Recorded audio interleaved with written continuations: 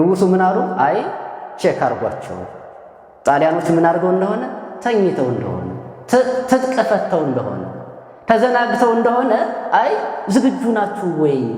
እኛ ልንመጣ ነው ውጊያ እንግጠም ወይ በሏቸው። ንጉስ ያዘዘውን ካህኑ ያደርጋል። አዎ እምነ መንግስት ያቢ ክህነት ንጉሱ የሚያደርገውን ካህኑ ካልፈቀደ አይሆንም። ኮሳሳ የምትሉት ካህን በምድር ያሰርከው በሰማይ የታሰረ ይሁን የሚል የመንግስተ ሰማያት መክፈቻ ማለት ስልጣነ ክህነት ያለው 15 ደቂቃ 30 ደቂቃ የሚፈጅ ጸሎት የቲክቶክን ያክል እግዚአብሔር አይደርሰውም አይደለም እንዴ? በእምነት ከሆነ ከነሱ ቀጥለንን በበደል ከሆነ ደግሞ አሁን ከነሱ ቀጥሎ ይሆን ነው አይደለም እንዴ? እንደውም እግዚአብሔር ያደረገን እኛን በአይሁድ እንዳንፈርድ ነው። በምን ተሽላችሁ ነው እናንተ ከአይሁድ የምትፈርዱት ሲለን ማለት ነው። ክርስቶስን እኮ ሰቀሉት ካል ይሄው ወንድማችን ዕለት ዕለት እየሰቀልን ነው።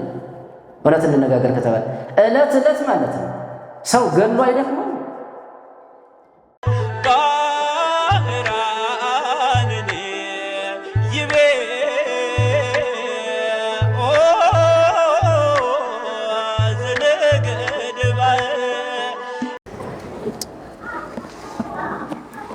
እሺ ሁላችንም እናማትብ። በስመ አብ ወወልድ ወመንፈስ ቅዱስ አሃዱ አምላክ አሜን። በክርስቶስ ክርስቲያን በወልድ ውሉድ በመንፈስ ቅዱስ መንፈሳውያን የተሰኛችሁ በጥምቀት የከበራችሁ በወንጌል ያመናችሁ የኃያሉ የልዑል እግዚአብሔር ቤተሰቦች የእመቤታችን የንጽሕተ ንጹሐን የቅድስተ ቅዱሳን የአስራት የበኩራት የመስቀል ስጦታ የአደራ ልጆች የጻድቃን የሰማዕታት የደናግል የመነኮሳት ወዳጆች ለእኔና ለእናንተ እንደሚገባን መጠን በኃያሉ በልዑል እግዚአብሔር ፍጹም ፍቅርና ሰላምታ እንደምን አደራችሁ? እንደምን አረፈዳችሁ? እንደምን ለዚች ለተቀደሰች ጊዜና ሰዓትስ በሰላም አደረሳችሁ? እንኳን አደረሳችሁ። አሜን። እግዚአብሔር ይመስገን ብለን እግዚአብሔርን እንድናመሰግን አንደበታችን የከፈተ ልዑለ ባሕሪ ምሉእ በኩሉ የሆነ አምላካችን ከምስራቅ እስከ ምዕራብ ከሰሜን እስከ ደቡብ ከአጽናፈ ዓለም እስከ አጽናፈ ዓለም ከምድር እስከ አርያም ዛሬም ዘወትርም የከበረና የተመሰገነ ይሁን። እንግዲህ እንኳን አደረሳችሁ ያልኩት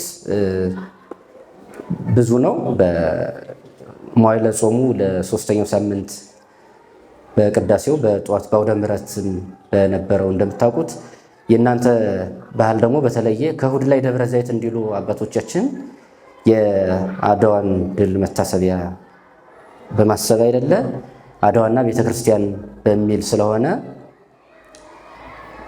ሌላ ነገር መነካካት እንዳይሆን ወደዛ ገብቼ ሰዓቴን እዛ ላይ ጨርሼ ወደ ዋናው ጉዳይ ስገባ ሰዓቱ እንዳያልቅ እዚህ ላይ ብቻ ትኩረቴን አደርጋለሁኝ። ርዕሱም ለዛ የሚሆን ርዕስ አዘጋጃለሁኝ። የተዘጋጀው ለዚህኛው ለተሰበሰብንበት ዓላማ የሚሆን ነው ማለት ነውና ያለ እግዚአብሔር ፍቃድ ማራስተምር እጽፍ ደጎ ሳነብ ተረጉም ብሎ ማለት ስለማይቻል በአብ ስም አምኜ አብን ወላዲ ብዬ በወልድ ስም አምኜ ወልድን ተወላዲ ብዬ በመንፈስ ቅዱስ ስም አምኜ መንፈስ ቅዱስን ሰራጺ ብዬ ምንም ላጠይቆተ ሰለስቱ አካላት በስም በአካል በግብር ሶስት ስል በአገዛዝ በሕልውና በባሕርይ በመለኮት ፈቃድ አንድ አምላክ ብዬ ረድኤተ እግዚአብሔርን አጋዥ ማድረግ እኔ የምናገርበትን አንደበት እናንተ ሰምታችሁ የምትተገብሩበትን ሰሚ ጆሮ አስተዋይ አእምሮ ዝነ ልቦና እግዚአብሔር አምላክ ለሁላችን ያድለን ዘንድ የእርሱ ቅዱስ ፈቃድ ይሁንልን። በድጋሚ አምላካችን እንደወደደና እንደፈቀደ መጠን የዕለቱ የትምህርታችን ርዕስ የሚሆነው እግዚአብሔር ተዋጊ ነው በሚል ኃይለ ቃል እንነጋገራለን። ስለ ቃሉ ጌታችን አምላካችን መድኃኒታችን ኢየሱስ ክርስቶስ በልቦና መታሰቡ፣ በቅዱሳት መጻሕፍት መዘገቡ፣ በቃላት መነገሩ፣ በሕሊና መዘከሩ ለጌትነቱ ስግደት ለስም አጠራሩ ክብርና ምስጋና ይግባው። ከዚህ ስንወጣ ቃሉ ከእኛ እንዳይወጣ ሰምተን ለመስራት ጉልበት እንዲሆነን ለሰማዩ መንገዳችን ስንቅ ለሕይወታችን ቀለብ የሆነን ዘንድ ከኔ ተከትላችሁ ሁላችሁም ቃሉን ትናገሩታላችሁ። እግዚአብሔር በሉ እስኪ ተዋጊ ነው እንዳይረዝም ነው እንጂ ስሙም እግዚአብሔር ነው ብላችሁ ጨምሩ። ስለዚህ እንግዲህ እግዚአብሔርን ይዘው ጸብ ናፍቀው ወደው አይደለም፣ ግን ጸብ ፈልጎ ናፍቆ ዘፍኖና ዘምሮ የመጣን ልክ የሚያሳዩ እንኳን እግዚአብሔር ይፍታ ተብለው ለጀግንነት የተፈቱ ኢትዮጵያውያን ድል ያደረጉበትን ያንን እናስባለን በዋናነት። ከዛ ግን እኛስ እንዴት ነው እንደዛ የምንሆነው? በምንድን ነው እኛስ የምንነሳው የምንፈታው የሚል ሐሳብ ነው ምንጠቀልል። ይሄንን ኃይለ ቃል የምናገኘው ግን ኦሪት ዘጸአት ምዕራፍ 15 ቁጥር 3 ላይ የተጻፈ ኃይለ ቃል ነው። ኦሪት ዘጸአት ምዕራፍ 15 ቁጥር 3 ላይ እግዚአብሔር ተዋጊ ነው ስሙም እግዚአብሔር ነው ይላል። ወደፊትና ወደ ኋላ ወደ አሉት ምዕራፎች መልሶ መላልሶ ማየት የሚቻል ሐሳብ ነው። እዚህ ጋር እነሆ በጠላቶቻችን አፍንጫ ላይ ውሃ የከመረ ውሃ ያሸከሙንን ውሃ ያሸከማቸው። ኋላ በመዝሙር ቅርጽ ይዞ ትዘምሩታላችሁ አይደል? እንደዚህ አይነት መዝሙር አለ እና እህተ ሙሴ ማርያም ናት ከበሮ አንስታ የዘመሩ እስራኤል ከግብፅ የባርነት ቀንበር በወጡ ጊዜ ነው እሱ ሐሳብ። እንደዚህ አይነት በጣም ብዙ ታሪኮች ነው የምታገኙት። በነገራችን ላይ እግዚአብሔር ትልቅ ስራ ሲሰራ በትንሽ ሰው ላይ አድሮ ነው። ምንም ችግር የለበትም። በሙሴ በትር ላይ አድሮ የሚሰራ ነው። በኋላ በዋናነት የምናየው ሆኖ ግን የትምህርታችን ርዕሰ ጉዳይ እዛ አካባቢ ስለሆነ ያለ ኋላም ይህን ታሪክ ለማንሳት እንዲያግዘን አሁን ጥቂቱን እዚህ ጋር እናነሳና ወደ ተፈለገው ነጥብ እንመጣለን። እንግዲህ ሊቀ ነቢያት ሙሴ እንደምታውቁት ህብራዊ ነው፣ አይሁዳዊ ነው። እሱ በተወለደበት ጊዜ ወንድ ልጅ ተወልዶ ለፈረስ፣ ሴት ልጅ ተወልዳ ለበርኖስ የማትደርስበት በጣም ክፉ ዘመን የነበረበት ነው። ወንድ ልጅ ተወልዶ የማያድግበት ዘመን የነበረ ነው። አጭር ብቻ ታሪክ ማንሳት ብችል፣ አንደኛ ዝም ብዬ አይደለም ታሪኩን የማነሳው። በነገራችን ላይ ሊቀ ነቢያት ሙሴ እንደተወለደ የት ነው የተጣለው? ገረፍ ገረፍ አንሳ ቢባል ወንዝ ነው የተጣለ። በነገራችን ላይ ሊቀ ነቢያት ሙሴ የኢየሱስ ክርስቶስ ምሳሌ ነው። ሙሴ የተወለደው ግብፅ ነው። የተጣለው በምንድን ነው? በወንዝ ነው። ጌታችን አምላካችን መድኃኒታችን ኢየሱስ ክርስቶስ ደግሞ የተወለደው በየት ነው? በቤተልሔም ነው። የተጣለው በበረት ነው። ሊቀ ነቢያት ሙሴ ግብፅ ተወልዶ ወደ ሚዲያም ተሰዷል። ጌታችን አምላካችን መድኃኒታችን ኢየሱስ ክርስቶስ ደግሞ ቤተልሔም ኢየሩሳሌም ተወልዶ ወደ ግብፅ ወደ ኢትዮጵያ ተሰዷል። አባ ጽዬ ድንግል በማኅሌተ ጽዬ ኢየሱስ ስዱድ ተስፋውን ወደ ስዱዳን ይላል። ኢየሱስ ክርስቶስ ተሰዶ ለሚሰደዱት ተስፋው ናቸው። እሱ ራሱ የቅዱሳንን ስደት ቅዱስ ቄርሎስ ስደተ ሕፃን አቡዬ ወለ ሰይጣን ይላል። የሕፃኑ መሰደድ አጋንንትን ከምዕመናን ልቦና ለማሳደድ ነው ይላል። ከዛ እሱ ራሱ የቅዱስ ማቴዎስ ወንጌል ምዕራፍ 5 ቁጥር 10 ላይ ምን ይላል? ብፁዓን እለ ይሰደዱ በእንተ ጽድቅ እስመ ሎሙ ይእቲ መንግሥተ ሰማያት። ስለ ጽድቅ የሚሰደዱ ምንድናቸው አለ? ብፁዓን ናቸው መንግሥተ ሰማያት የእነርሱ ናትና ይላል። አያችሁ ንጽጽሩን። ሊቀ ነቢያት ሙሴ የኢየሱስ ክርስቶስ ምሳሌ ነበረ። አንደኛ በፈርዖን ዘመን ወንድ ልጅ ተወልዶ በበዛው መናገር ነው ይላል መጽሐፍ። የተረፈው ሙሴ ብቻ ነው። ሙሴ ብቻ ነው ማለት በበዛው መናገር ነው።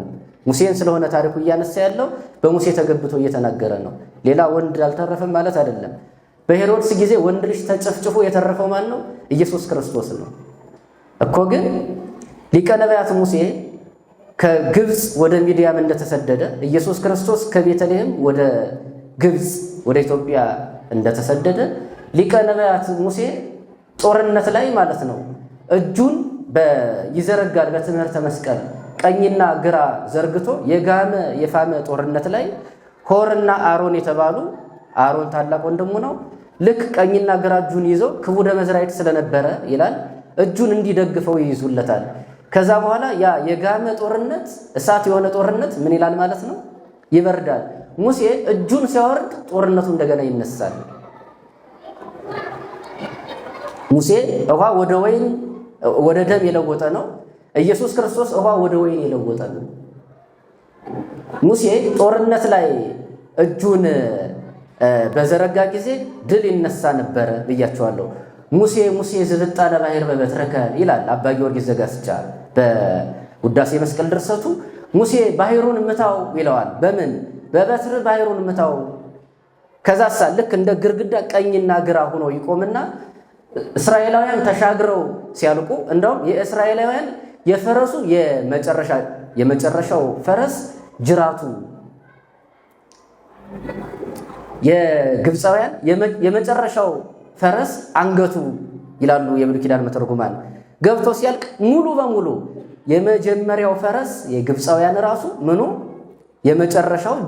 የመጀመሪያው ጅራቱ የመጨረሻው አንገቱ ማለት ከዳር እስከ ዳር ሙሉ ግብፃውያን የፈርዖንን ሰራዊት ያጥለቀለቀ ነው ማለት ነው። ከዛ ምን ላድርግ ጠላቶቻችን ደረሱብን እኮ ብሎ ደግሞ ወደ እግዚአብሔር ሲያመለክት ሙሴ ሙሴ ዝብጣለ ባሕር በበትረከ ከመ ቀዳሚ ሙሴ ሙሴ ባሕሩን እንደ መጀመሪያው አድርገ መታው ኋላ አጥለቅልቆ ሲወስዳቸው እግዚአብሔር ዋጋ ሲከፍል ከነባቱ አጠራቅሞ ነው እንዳትጠራጠሩ። ውሃ ሲያሸክሟቸው ነበር አይደለ? ህንፃ ፒራሚድ የሰሩት በህፃን ደም አይደለ እንዴ? ስለዚህ በአፍንጫቸው ከመረባቸው እግዚአብሔር ተዋጊ ነው፣ ስሙም እግዚአብሔር ነው። ይሄ ብቻ አይደለም። ሙሴ ጦርነት ላይ እጁን ዘርግቶ ጦርነት ካበረደ ጌታችን አምላካችን መድኃኒታችን ኢየሱስ ክርስቶስ በአጭር ቁመት በጠባብ ደረት ተወስኖ በቀራንዮ አደባባይ ከምድር ከፍ ብሎ ከሰማይ ዝቅ ብሎ ምድር በጣዖት ደም ረክሳ ነበር፣ ሰማይ በጣዖት ጭስ ረክሶ ነበር ይላሉ አባቶቻችን። ሰማይ ማለት አየራቱ ነው። ስለዚህ እጁን ዘርግቶ ሲሰቀል ጌታችን አምላካችን መድኃኒታችን ኢየሱስ ክርስቶስ ጠላት ዳቢሎስ ምን ሆነ? ተሰግረ በመስገርቱ ይላል ትምህርተ ቡሐት። በወጥመዱ ተጠመደ። ማን ነው ጨለማን እንዲህ እውር ያደረገው? ማን ነው እንዲህ ይዞ የሚያስለፈልፈኝ? ለአቅርቦተ ሰይጣን ኤሉሄ ኤሉሄ ላማ ሰበቅታኒ። ይህስ ኤልያስን ይጣራል፣ ኤልያስ መጥቶ ያድነው፣ ይህስ አባቱን ይጣራል እያሉ ሴትን በቀለበት ልጅን በፍትፍት አይደለም እንዴ እንደሚያታልሉት ይላል። ለአቅርቦተ ሰይጣን ይሄንን አለ። እዛ በኋላ ይዞ ወጥሮ አስለፈለፈው። በእሳት ዘንጅር በነፋስ አውታር ወጥሮ አስለፈለፈው። በመስቀል ተሰቅሎ ሳለ ማለት ነው ጌታችን አምላካችን መድኃኒታችን ኢየሱስ ክርስቶስ።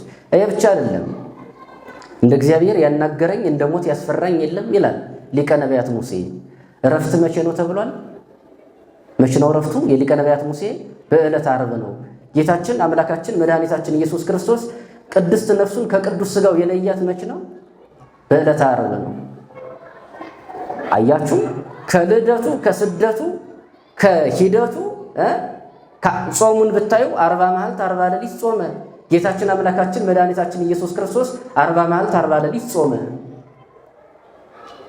ኦሪት ዘዳግም ምዕራፍ 9 ቁጥር 9 ላይ 40 መዓልት 40 ሌሊት ከጾምኩኝ በኋላ ታቦቱ ተሰጠኝ ይዤ ወረድኩኝ።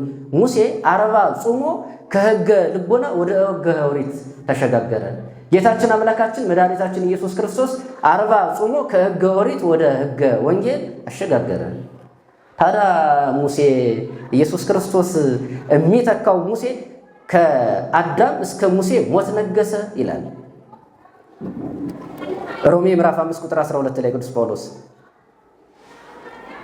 ከአዳም እስከ ሙሴ ምን ሆነ? ሞት ነገሰ።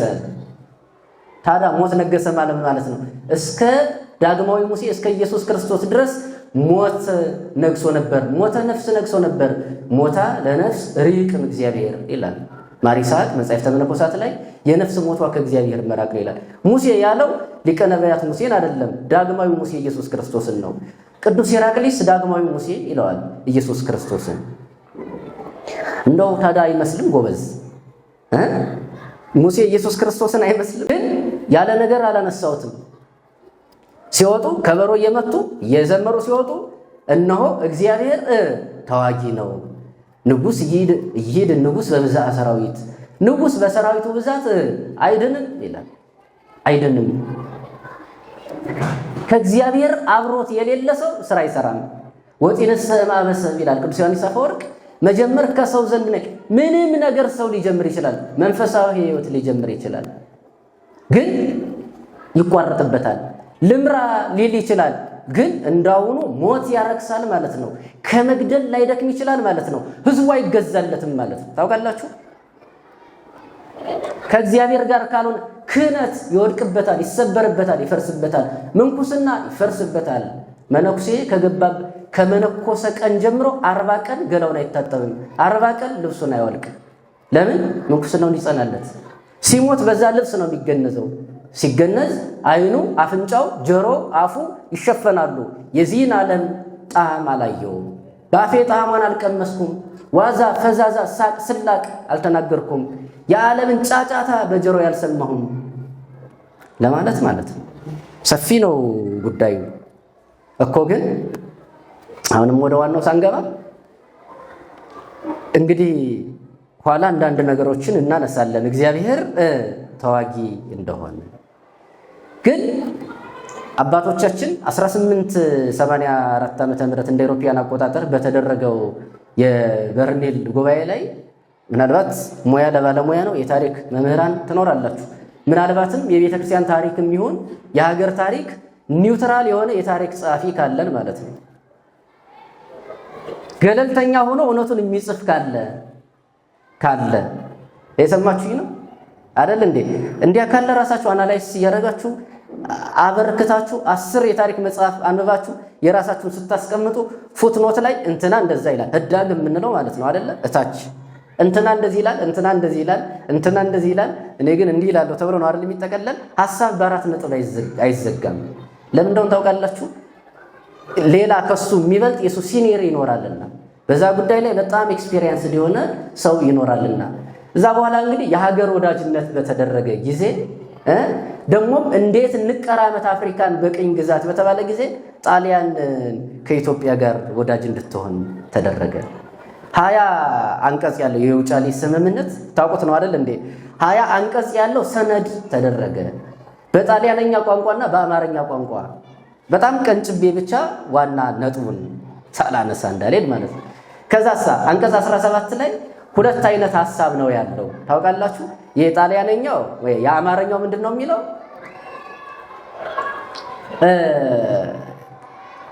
ማንኛውም ሀገር ወጥቶ ወረራ ባጋጠማት ጊዜ ችግር በገጠማት ጊዜ ኢትዮጵያን ማን ታግዛለች ይላል? ጣሊያን ታግዛለች ይላል። ስምምነቱ እንደዛ ነው። ከዛ ምን ይላል?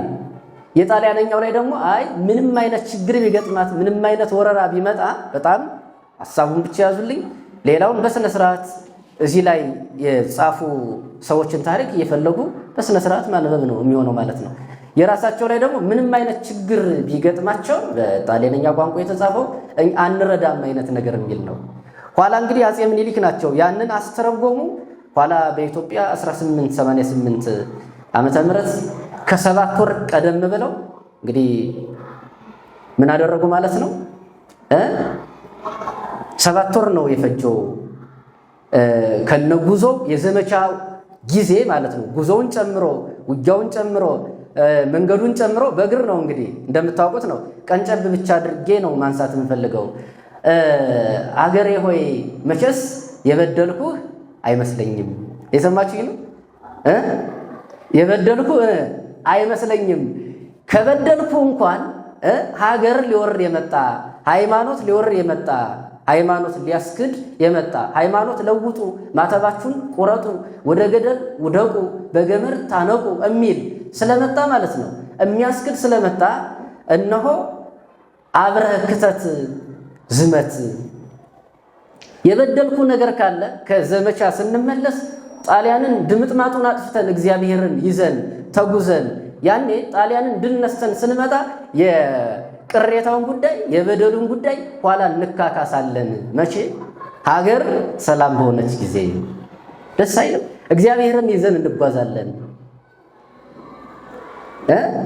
ከተጠብቀኝ ወረይሉ ከተጠብቀኝ ያበሻ ቀጠሮ ይላችኋል። ይሄ ነው ደካማ ይሆንክ በጸሎትህ። እስካሁን ስናርስ ቆይተናል። ምኑን? ጦሩን ጨፍልቀን ማረሻ አድርገን፣ አሁን ደግሞ ማረሻን ጨፍልቀ ጦር አድርገ ዝመት። እግዚአብሔርን ይዘን እንዋጋለን። እግዚአብሔር ተዋጊ ነው፣ ስሙም እግዚአብሔር ነው። ከእግዚአብሔር ጋር የሚጣሉ በሉ እስኪ ይደቃሉ ይላል መጽሐፈ ሳሙኤል ቀዳማዊ 1ኛ ሳሙኤል ምዕራፍ 2 ቁጥር 10 ላይ ነው። ከእግዚአብሔር ጋር የሚጣሉ ይደቃሉ። እግዚአብሔርን ይዘን እንጓዛለን። ከቀረ ግን ማርያምን አልመርህም። ሁሉ ነው ይከተል። ያኔ በብሔር የለም፣ በሃይማኖት የለም። ሙስሊሙ በጎን ሆኖ አይደለም፣ በጎን ሆኖ ድል ለንጉሳችን ይሁን፣ ድል ለሀገራችን ይሁን፣ ሀገር ነጻቱን እያሉ ሰዓታት እየተቆመ ማህሌት እየደረሰ የቅዱስ ጊዮርጊስን ታቦት ይዘው ምን አደረጉ ማለት ነው? ዘመቱ። ደግሞ ወቅቱ ምንድነው? አብይ ጾም ነው አይደለም? ወቅቱ ምንድነው? አብይ ጾም ነው። 100,000 ወታደር ይዘው ወታደሩ የሚዋጋው ምን እያደረገ ነው? እየጾመ ነው የሚዋጋው። እየጾመ እንደውም እንደምታውቁት ዛሬ እሁድም ስለሆነ ዛሬ ምናልባት እንደዚህ በቤተክርስቲያን ተሰብስበው ለማክበር የሚመቸውም ዛሬ ነው እንደምታውቁት። እና አቡነ ማቴዎስ የሚባሉ ጳጳስ ዛሬ ጠዋት ቅዳሴ ቀደሱ።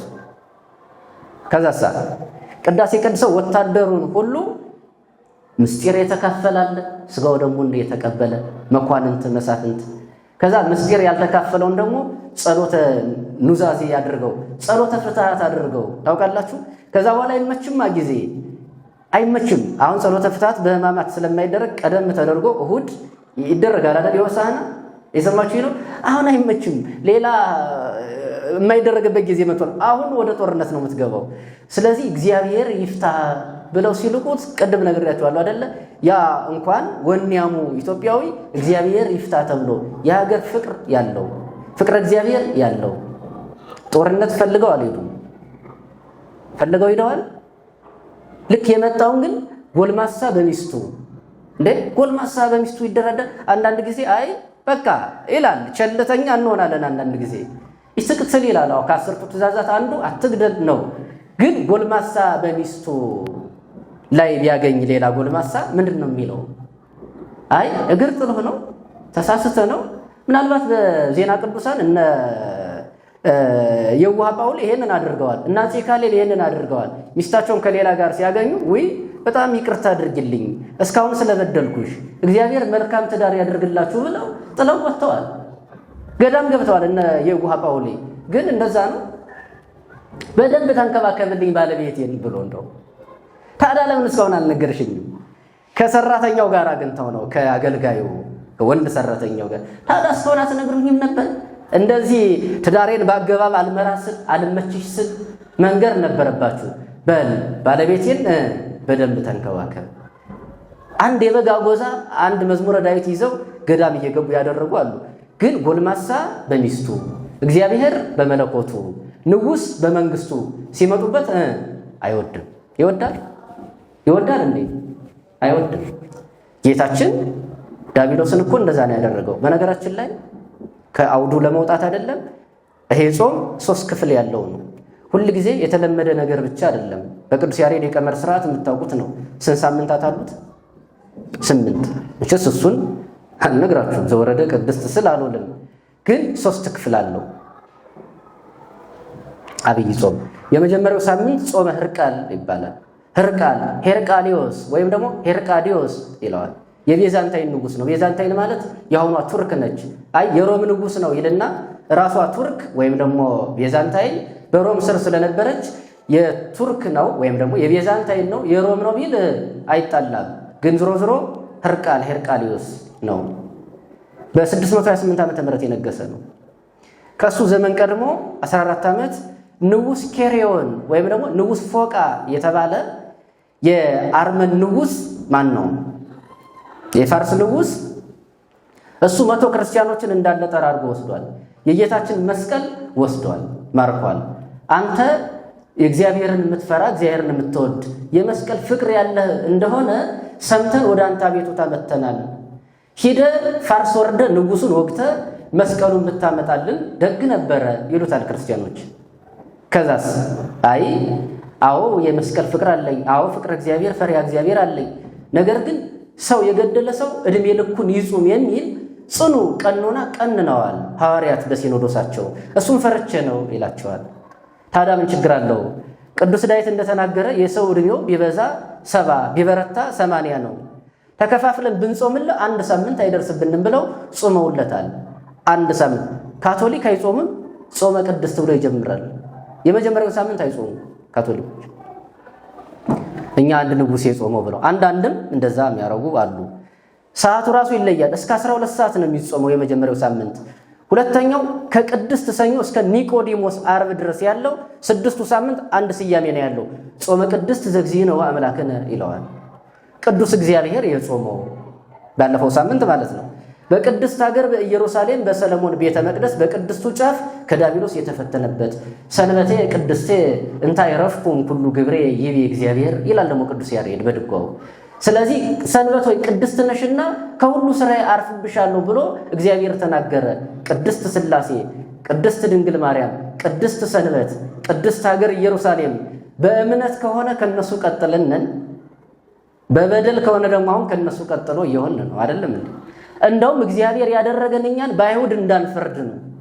በምን ተሽላችሁ ነው እናንተ ከአይሁድ የምትፈርዱት ሲለን ማለት ነው። ክርስቶስን እኮ ሰቀሉት ካል ይሄው ወንድማችን ዕለት ዕለት እየሰቀልን ነው። እውነት እንነጋገር ከተባለ ዕለት ዕለት ማለት ነው። ሰው ገሎ አይደክመው። ዕለት ዕለት ይሄ እስከ 11 ሰዓት ይጾማል። የመጨረሻው ሰሙነ ሕማማት እስከ 13 ሰዓት ይጾማል። እስከ ምሽት 1 ሰዓት ማለት እስከ ያዕርብ ፀሐይ ወእስከ ይሰርቅ ኮከብ ይላል። ኮከብ እስኪ ወጣ ፀሐይ እስክትጠልቅ ድረስ ይጾሙት ይላል። እስከ ምሽት 1 ሰዓት 3 ክፍል ያለው ነው። ካውዱ አልወጣሁም። ወታደሮቹ ምን እያደረጉ ነው የተዋጉት አልኳችሁ? ጾም እየጾሙ እንዳውም ስንቅ እኮ ጨረሱ። ወታደሩ ስንቅ ጨረሰ አሉ። አድዋ ላይ እዛ አካባቢ ድንኳናቸውን ተክለው የሰማችሁኝ ነው። ከዛሳ ቄሰ ገበዙን ደብዳቤ ጻፉና ወታደሩ ስንቅ ጨርሷል። ቄሰ ገበዙ አጼ ምኒልክ ናቸው። ለቄሰ ገበዙ ወታደሩ ስንቅ ጨርሷልና ጦርነቱ ይነሳ ብለዋል ንጉሱ ብለን ለቅዱስ ጊዮርጊስ ንገረው ደብዳቤ ጽፈው ሰጡት።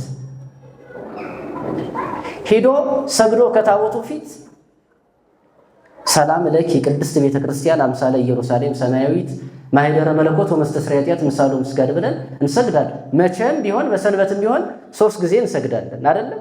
አንዱ ለእግዚአብሔር ይሰጣል ለሥላሴ፣ አንዱ ለእመቤታችን ይሰጣል፣ አንዱ ለቅዱስ መስቀል ይሰጣል። 3 ጊዜ ወድቀን እንነሳለን። ስግደት 3 ወገን ነው ይልና ትርጓሜያችን። የመጀመሪያው ወድቆ መነሳት ከአፈር ፈጥረኛልና አመሰግናለሁ ማለት ነው። ሁለተኛ ወድቆ መነሳት ደግሞ እነሆ በወድቅ በኃጢአት በወድቅ በንስሐ ታነሳኛለህ ማለት ነው። ሶስተኛ ወድቆ መነሳት ከመቃብር ታነሳኛለህ በትንሣኤ ዘጉባኤ ማለት ነው ይላሉ። ሂዶ ሰገደና ንጉሱ እንዲህ ብለዋል። አንደኛ ይግባቡ ነበረ አይደለም? መግባባት ለመልካም አሁንም ይግባባሉ። የኛም ይግባባሉ። ንጉስ ያዘዘውን ካህኑ ያደርጋል። አዎ እምነ መንግስት ያቢ ክህነት ይላል። ንጉሱ የሚያደርገውን ካህኑ ካልፈቀደ አይሆንም። ኮሳሳ የምትሉት ካህን በምድር ያሰርከው በሰማይ የታሰረ ይሁን የሚል የመንግስተ ሰማያት መክፈቻ ማለት ስልጣነ ክህነት ያለው ነው አይደለ? ንጉስ ይነብር ማን ነው? ካህን ይነብር በየማነ ንጉስ እምነ መንግስት ያቢ ክህነት ካህናቲከ ይለብሱ ጽድቀ ይልባል ይላል አይደል? ኢሳይያስ 6 ሲተረጎም ውዳሴ ማርያም ትርጓሜያችን ኢሳይያስ ነቢይ በመንፈሰ ትንቢት ምስጢር ወላማኑኤል የሚለው ነው። ይሄ ክፍል ሲተረጎም አይገርማችሁም? ከመቅጽበት እሁድ ቀን ነው፣ የካቲት 23 ነው አይደለም? የሄደው ራሱ ጊዮርጊስ ነው፣ የተነሳው በሱ ዕለት ነው። 23 የቅዱስ ጊዮርጊስ የዕለቱ ስያሜ ነው። በዋናነት ረፍቱን ሚያዝያ 23ን ይወስዳል። ሌሎቹ ባህላት ወደዛ ተጠቃለው 23 ስንል ፈጥኖ ይመጣልን ማን ነው? ዕለቱ ዛሬ 23 ነው ሲል ቅዱስ ጊዮርጊስ ወዳው ከመቅጽበት ተነሳ። ከቅዳሴ በኋላ ተነሳ። ሲነሳ በደፈጣ የሚጨፈጭፍ መስሏል ኢትዮጵያዊ? እንደዛ አይደለም ያደረገው። ንጉሱ ምን አሉ? አይ ቼክ አርጓቸው ጣሊያኖች ምን አድርገው እንደሆነ ተኝተው እንደሆነ ተጥቀፈተው እንደሆነ ተዘናግተው እንደሆነ አይ ዝግጁ ናችሁ ወይ? እኛ ልንመጣ ነው፣ ውጊያ እንግጠም ወይ በሏቸው። አሁን ሌላ ምንም አይነት ይሄ ዶክትሪን የማያውቅ ነው። አሁን የእያንዳንዱ መመሪያ አለው አይደለ? ዶክትሪና የእያንዳንዱ ወይም ደግሞ ቋንቋውን በትክክል ካልገለጽኩት መመሪያ ያለው እያንዳንዱ ነገር የሙያ ህግ የለም። የሕክምና፣ የጋዜጠኝነት፣ የመምህርነት መምህራን አላችሁ። ፔዳጎጂ አለ አይደለ? ቴዎሎጂያን አላችሁ። ሰባኪ ሆሜሌቲክስ ይባል አለ። የስብከት ዘዴ ተምሮ ማስተማር ምናምን የምንልበት መንገድ ዝሮ ሙያ ለባለሙያ ነው አይደል እንዴ? አያችሁ፣ ያ እንደዛ አይደለም። አንተ የተኛውን ሄደህ ከገደልከው ምን ትሆናለህ እንዴ? ምን ልትባል ነው? ቆይ የተኛ እኮ ሴት አይደለም ያልኩ፣ የተኛ ህፃን፣ የተኛ መነኩሴ፣ የተኛ ንጹህ አይደለም ያልኩ እኮ እኔ። የተኛ ወታደር መግደል በራሱ አያስመሰግንም። ያስመሰግናል? የተማረከ እኮ አይገደልም እኮ። አሁን የሞተውን የተገነዘውን መነኩሴ እንደ ቆቅ እንደ ዶሮ እየሄዱ ማፈን ያኮራል ብላችሁ ታስባላችሁ? አሁን እኛን ያሸነፈን ጥቁሩ ጣሊያን ነው። ያኛውን ጣሊያን ድል ነሱት አባቶቻችን አይደለም። ሐሳቡም ወደዚህ ነው። ያ ይዘከራል በዓመት 20,000 ወታደር ረግፏል። 70,000 ፈረሰኛ ነው የሄደው አይደለም እንዴ? በነገራችን ላይ በጣም የጦር አበጋዝ የነበሩት እንኳን ከፊት ሲወድቁ ሲሞቱ ማለት ነው ቅጠል ያለብሱና ወደፊት ሂደዋል። አልሞተም፣ ኋላ ነው የሚያሳዩአቸው። እኔን ያልተከተለ ታላቅ ቅጣት ይጠብቀዋል፣ ምር ያልምረውም ብለዋል ይሏል። ታላላቅ የጦር አበጋዞች ከፊት የሚመሩት ሲገደሉ እንኳን አያሳያቸውም ለሌሎች፣ ከኋላ ላሉት አንደኛ ይፈራሉ። ገብቷቸዋል አይደል እንዴ? ሁለተኛ አይ እኔ ድሮም ላለቀዬ ብዬ ነበር እንጂ ይላል። ቦስ አለ እንዴ? የለም ገባ አልገባም እያልን አይደል ስራ የምንሰራው? እንደዛ እኮ ነው ሁሉ ቤተ ክህነት የምትመጣ እንደዛ ነው። ከታቦቱ በፊት ላለቀው ነው የምንሰግድ፣ ይታወቃል። ይሄ ሸቃጮች እኮ ነን ታውቃላችሁ። በጣም ማለት ነው በጣም ሰው እግዚአብሔርን ይዞ እንዴት ይሸቅጣል? በመድኃኒዓለም ሰው መርካቶ ይሸቅጣል እንጂ ቤተክርስቲያን ይሸቅጣል? መርካቶ የሰረቀ መርካቶ የሸቀጠ እዚህ መጥቶ ንስሐ ይገባል። እዚህ የሸቀጠ የሰረቀ የት ንስሐ ሊገባ ነው? የዛሬው ወንጌል እሷ ቤት የሰብ የተጸሉት ትሰመይ በሮቹን እየገረፈ አስወጣ። በሬ ካህናት ናቸው፣ በሬ ጳጳሳት ናቸው፣ በሬ ታላላቆቹ ናቸው፣ በሬ አገልጋይ ነው፣ በጎች ምዕመናን ናቸው። ርግብ ሻጮችን ይላል የጸጋ መንፈስ ቅዱስን የሚሸጡት እንግዲህ ሰሞኑን ይሄ ነው እንግዲህ የሚነገረው። ርግብ ሻጭ አንደኛ በሬ በግ አስወጣ ማለት ካሁን በኋላ በሬ በግ አይሰዋም።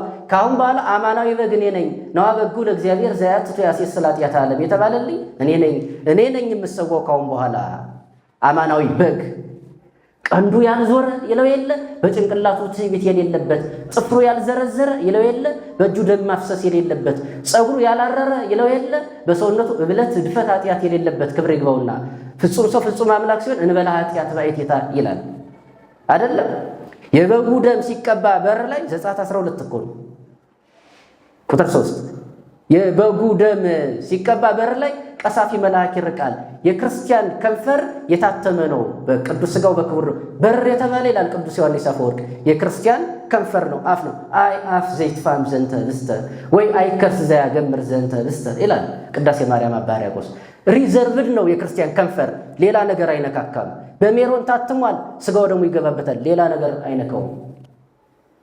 እግዚአብሔር የሚያድርበትን ሰውነታችን ማጽዳት አለብን ማለት ነው። አንዳንድማ አብያተ ክርስቲያናት እኮ በሱቅ ተከበው ጉልላቱ አይታይም። የቤተ ክርስቲያኑ እዛ ነበር የገበያው መድራት፣ የክርክሩ ቀንስ ጨምር፣ የበጉ ጩኸት አይደለም እንዴ የበሬው ጩኸት። ርግቦች ደግሞ አሉ። ርግቦች ዱላ አይችሉም ብሎ አልመታቸውም ይላል። በጅራፍ አስወጣ ይላል። ጅራፍ ስልጣነ እግዚአብሔር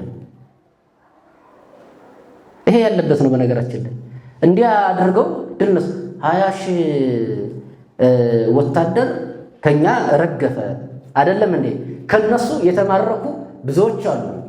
ወደ 7,000 እንዳልኳችሁ ነው። ከፍ ዝቅ ቁጥሩ። ከዛስ እንዳትገሉ አሉ ሚኒሊክ። የሰማችሁ ነው። ሚኒሊክ ምን አሉ? እንዳትገሉ አሉ። እዛ በኋላ እንግዲህ እንደዛ እየሆነ ሄደ።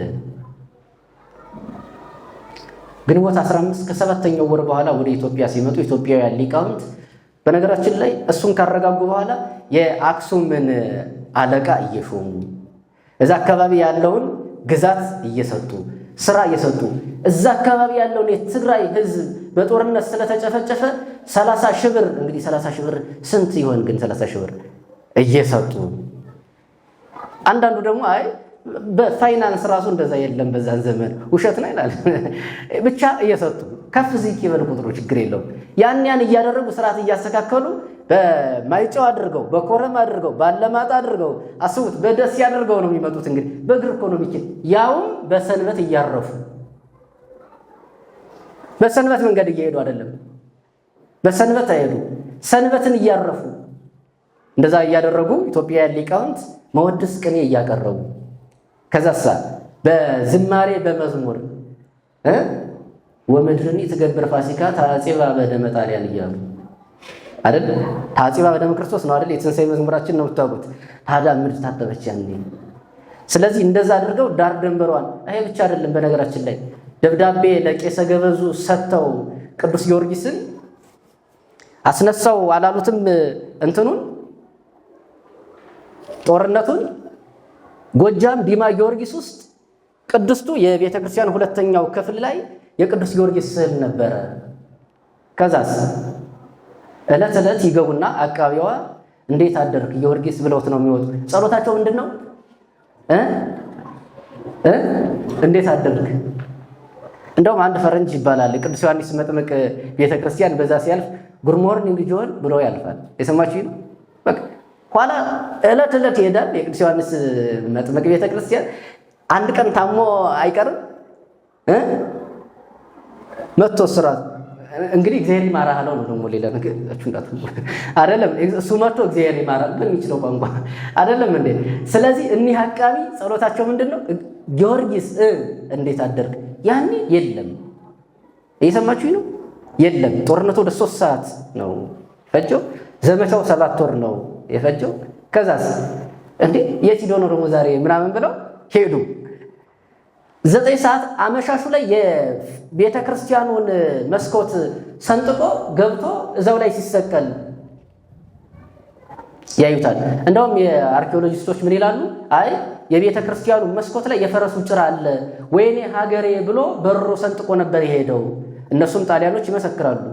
እነሆ እነዚህን ኢትዮጵያውያንን አይደለም አልችላቸው ያለ ደግሞ እንደናንተ ነጫጭ ለብሰው ነው ፈትል ለብሰው። በነገራችን ላይ ኢትዮጵያኖች ልብሳቸው ነጭ ነው ይላል። ልብስ ሁሉ ጊዜ ነጭ ይሁን፣ ከራስ ላይ ቅባት አይታጣ። ቅባት አይታጣ ማለት አእምሮ ላይ ዕውቀት ጨምርበት፣ አንድም ፍቅር ይኑር። ሌላው ፊታችሁን ታጠቡ ኢትኩኑ ከመመደለዋል። ስትጾሙ እንደ ግብዞች አትሁኑ፣ ፊታችሁን ታጠቡ ማለት ሁልጊዜ ብሩ ገጽ ይኖራችሁ። ጭቅጭቅ ይጋባል። በነገራችን ላይ ሰው መስሪያ ቤት ስብሰባ ላይ እንደሚያወራው ቤት ሄዶ አክት ሊያደርግ ሲል ምን ተፈጥሮ ነው ምናምን ይላል። ቤት ሌላ ሰው እንደዛ አይደለም። ጭቅጭቅ እዛ ያየነውን ነገር አምጥተን የምናጋባ ከሆነ ይጋባል። ቤትም አንዱ በረከት ይሰበስባል፣ አንዱ በረከት ይበትናል። ታውቃላችሁ፣ ጎበዝ ሹፌር አይገጭም አይደለ? ግን ይገጫል። ህይወት ላይም የአንድ ሰው ስማርት መሆን ህይወትን አያቃናም አይደለም? የሚበትን ከሆነ አንዱ በረከት ያመጣል፣ አንዱ በረከት ይሰበስባል። አስቀድሳችሁ ምስጢር ተካፍላችሁ ቤተክርስቲያን ስትሄዱ ደብሮት አታዩም? አንዳንድ ሰው ቤት ውስጥ ፊቱ እንኳን ምን ሆነ ነው ዛሬ ዝም ይላል። አይ እሺ 1 ሰዓት ልስጠው። ከ1 ሰዓት በኋላ ምን ሆነ ነው ስትሉት ምን ሆኛለሁ ብዬሻለሁ። ምን ማለት ነው? ይሰውይ አንተ እግዚአብሔር ይቅር ይበል ብላችሁ ስታማትቡበት እኔ ሰይጣን ነኝ የምታማትብ ይል ምን ችግር አለው? ማማተብ እንዴ? እሺ አለማማተብ የራሱ ጉዳይ። ሳማትብ ግን ለምን ይከለክለኛል?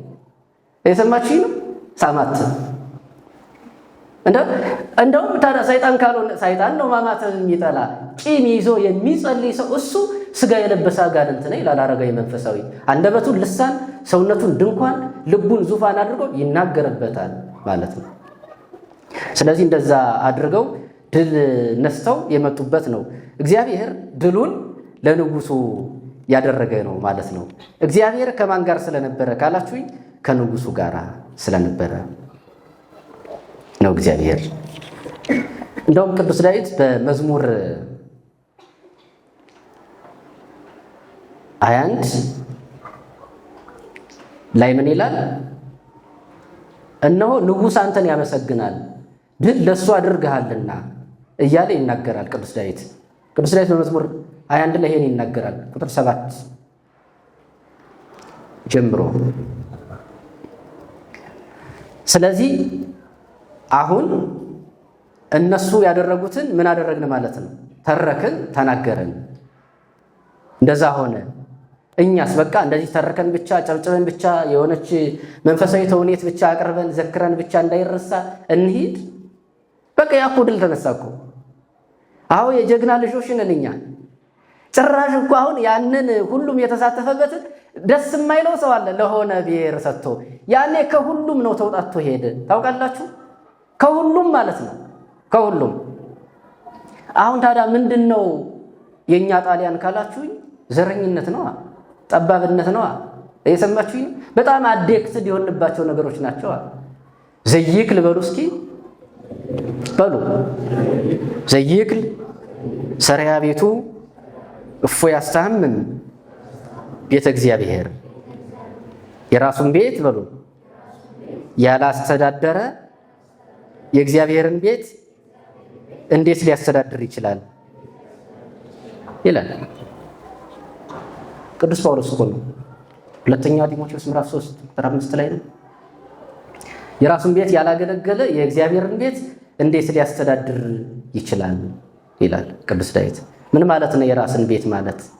አንደኛ ሚስት ያለው ልጅ ያለው ሰው ቤተሰቡን ሰርቶ ቀጥቶ የሚያስተዳድር መሆን መቻል አለበት። ያላገባ መነኩሴ ከሆነ ደግሞ ሕዋሳቱን ከኃጢአት ጠብቆ መኖር መቻል አለበት። የሰማችሁኝ ነው። ይሄንን ማድረግ መቻል አለበት። እውነት ለምን እኔ አንድ ነገር ብዬ ልጠቅል በዚህ አጋጣሚ ጣሊያን ሲላቸዋል አሁን መቼስ ከሰባቱ የጸሎት ጊዜያት ስምንተኛው ቲክቶክ ሆኗል አይደል እንዴ?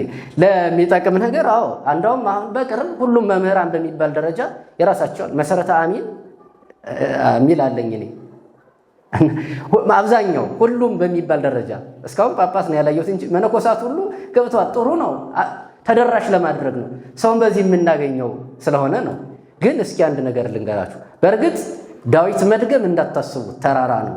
ውዳሴ ማርያም ማድረስ 15 ደቂቃ 30 ደቂቃ የሚፈጅ ጸሎት የቲክቶክን ያክል እግዚአብሔር አይደርሰውም አይደለም እንዴ? እስኪ አንድ እንደው ሁልጊዜ ደርሶባችሁ ይሆን እውነት እንነጋገር ከተባለ ከውጭ መጣችሁ በር ላይ ቆማችሁ የቤታችሁ በር ብቻውን የሚኖር ሰው ይገባዋል።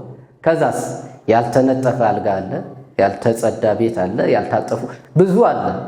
አሁን ይሄን ለማስተካከል መሞከር ሌላ ሰፋጣ ነው። ማየት በራሱ ሌላ ሄዲክ ይፈጥራል። የሰማችሁኝ ማየት እኔ እዚህ ጋር እንትን አላረግም፣ ግብግብ አልገጥምም። እግዚአብሔር ምን ያደርገኛል? ነገ አዲስ ቀን ይሰጠኛል፣ አዲስ ብርሃን። ከዛስ ደግሞ አዲስ ጉልበት ይሰጠኛል፣ በእንቅልፍ የታደሰ ፖቴንሻል ይሰጠኛል። ስለዚህ ምን ላድርግ? ስልኬን ሳይለንት አደርጋለሁ። ማንም ጋር ግንኙነት ዛሬ ስልክ ምናምን አላወራም፣ ምንም አይነት እንትን አይኖረኝም። ከርቀት ላስቀመጥ ትሉና መተኛት ከተለመደበት ጊዜ በጣም ቀድሞ 7-8 ሰዓት አንዳንዴ በ9 ስንተኛ የነበረ ሰዎች 2 ሰዓት እንተኛለን። ጥሩ ነው። ለምንድን ነው? ጠዋት ለመነሳት። እንቅልፍ ከየት አባቱ ይምጣል? ጥሩ ነው። እንደዛ አይደለ? መብራት አጥፍተናል፣ እቃም ችግር የለውም። መሀል ላይ እኛም ሌላ እቃ ሆነን ተኝተን፣ ከዛስ ግን የሰማችኝ ነው ከየት ይምጣ እንቅልፍ? እንቅልፍ እስኪወስደኝ ድረስ ምን ላድርግ? ትንሽ ቲክቶክ ላይ ብላችሁ አታውቁ? ስክሮል ስናረግ ደጋግመን ስናረግ ብቻችን ስንስቅ አንሶላ ውስጥ እኔማ እንደ ኤማሁስ መንገደኞች እንዴ ምን እያረክ ነው? ለምን ብቻ የምትስቀው ቢለን ምን ልናረግ ነው? በዛ ሰዓት ቅዱሳን ለጸሎት የሚተጉበት ትጋሃ ሌሊት ላይ የተሰለፉበት ነው። አንዳንዱ ደግሞ ትጋሃ ቲክቶክ ላይ። ከዛ አይናችን በስክሪን ጠፍቶ ፈዞ ጨርሶ ኃይሉን እጃችን ስልክ በመያዝ አንገታችን ጠኖ ሙሉ አካላችን ያለ ቦታው ሆኖ ማለት ነው። የሰማችሁኝ ነው። ሲደክመን ዳታ እንኳን ሳላ ከየት እንደወደቀ ሳናይ እንቅልፍ ይወስደናል። ወደ 10 ተኩል የኪዳን ሰዓት ደርሷል። አይ አሁንስ ትንሽ ልተኛ ስትሉ ጠዋት ፀሐይ ከቤት ገብታ 3 ሰዓቱ አሁን ወስዶ ቢሮ በር ላይ ቁጭ የሚያደርገኝ አይረዲያ የለም። ታክሲው እዚህ ሜክሲኮ ደርሷል ሰልፉ። ታሽተን ተጨምቀን እንገባለን። 2 ሰዓት ተኩል 3 ሰዓት 4 ሰዓት ገብተን ግን ይደክመናል ምንም ሳንሰራ። በዚህ ሰለባ ያልሆነ ሰው የለም። ባይሆን ቅዳሜ ለእሑድ ሰው እንዴት ይገባል? በጽዬ ጊዜ ከቤቱ እንኳን ቢያድ እንዴት ኦንላይን ላይ ሆኖ ይታያል ሰው? ባይሆን ሰው ቤተክርስቲያን ነው ያደረ ብሎ እንዲያስብ አንሆንም እንዴ? አይደለ ነው እንዴ? ቅዳሜ ለእሑድ እንዴት? እውነት ለመናገር ሄዶ ማደር ሌላ ጉዳይ ነው። ሰውነቱ ጥሩ ካልሆነ አልሆነም።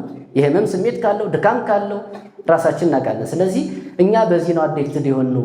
ድል የማን ነው? ተዋጊ ማን ነው? እግዚአብሔር ነው። የአቡነ ዘበሰማያት ጦር በሉ እስኪ እንጂ የአቡነ ዘበሰማያት ጦር ሲወጋ እንጂ አይታይም ሲወረወር። የኛ አባቶች ይጸልዩላቸዋል። ሃይማኖት ለሌላቸው ሰዎች ጨርሰው እንዳያጠፏት ማለት ነው። ጠቅልያለሁ። ምናልባት ቤተክርስቲያን ገብተን ቅዳሴ መቀደስና ማስቀደስ የምንከለከል ከሆነ ከቤታችሁ ቀድሰን ስጋው ደግሞ እንድናቀብላችሁ ቤታችሁን እግዚአብሔር የሚኖርበት አድርጉት ይላሉ ሊቀ ሊቃውንት ስምዐ ኮነ መልአክ። ቤተክርስቲያን ቢወድም በግበበ ምድር ካታኮም በሚባለው ማለት ነው። በዛ አልፎ ሕይወት ክርስትና ቀጥሎ የለ። እንደውም የጳጳሱ ቤት ላይ ሙሉ ቅዳሴው ደርሶ ተቀድሶ ታቦት ባይኖር የዮሐንስ ወንጌል ላይ ስጋው ደግሞ ተፈትቶ ምዕመናን እንዲቆሩ የሚደረግበት እኮ አለ። ይሄን ሰው ገላችሁ የሚጨርሱት መስሏቸዋል። እውነት ለመናገር እንደዛ አይደለም። የአቡነ ዘበሰማያት ጦር ሲወጋ እንጂ አይታይም ሲወረወር። ድል ከማን ጋር ነው ከተባለ ድል ግን ለምንድን ነው ሁሉ መቅሰፍት የመጣ? እኛ አንድ አይደለንም። ምን ገርም አይደለን እንዴ? አንድ አይደለንም ገናኛ። ስለዚህ አንዱ ነው። እንደውም በሃይማኖት አንድ ያልሆኑ አገር አንድ አድርጓቸው። እንደዛ ከሆነ እውነት እንነጋገር ከተባለ ድሉ የማን ይሆናል? የእግዚአብሔር። ያ ማለት እግዚአብሔር ያለበት ሰው ጋር ይሆናል ማለት ነው። ተዋጊ ማን ስለሆነ? እግዚአብሔር በሉ። ተዋጊ ነው፣ ስሙም እግዚአብሔር ነው። ይቆየን። አነሳስቶ ላስጀመረኝ አስጀምሮ ላስፈጸመኝ ለቤተልሔም ሕፃን ለግብፁ ስደተኛ ለቆሮንቶሱ ባሕታዊ ለጌቴሰማኒው እስረኛ ለቀራንዮ በግ ለመድኃኔ ዓለም ኢየሱስ ክርስቶስ ክብርና ምስጋና ይግባው። ተሰብስበው ነበረ ተበተኑ፣ አምነው ነበረ ካዱ፣ ቆርበው ነበረ ተፉ፣ ታይተው ነበረ ጠፉ ከመባል አምላካችን ይሰውረን። ሁላችንም ከውድቀታችን ተነስተን ከርኩሰታችን ተቀድሰን ወደ ካህናት ወደ አባቶቻችን ቀርበን ቅዱስ ሥጋውን በልተን ክቡር ደሙን ጠጥተን የስሙ ቀዳሾች የክብር ወራሾች እንድንሆን የአምላካችን ቅዱስ ቃል ይሁንልን። ወስብሐት ለእግዚአብሔር ወለወላዲቱ ድንግል ወለመስቀሉ ክቡር። ይቆየን። አሜን። አብረው ያሰማን።